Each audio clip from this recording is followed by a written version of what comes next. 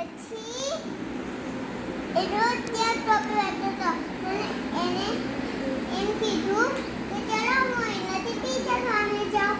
પછી બેરિયો ગયો, પછી બહુ રસ્તો દૂર હતો.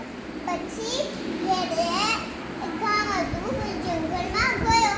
પછી એક ઝાડ મળ્યું એને. પછી ઝાડમાં આરામ કરે, પવન આવ્યો. પછી ઊંઘી ગયો. પછી એક વાંદરા આવ્યા.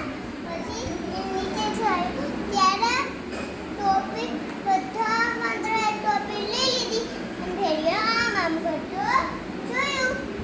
ભેડિયો આમ કરતો હતો, પછી આમ કરીને જોયું. ભેડિયાને તો પછી ઉપર નજર લાગી. પછી એને પથરા ફેંક્યા તો વાંદરાએ ફ્રૂટ ફેંક્યું.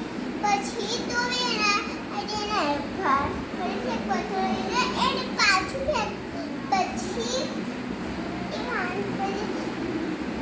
ભેડિયા એમ કર્યું કે ચાલો હું ટોપી લઈ એને ફેંકી નીચે.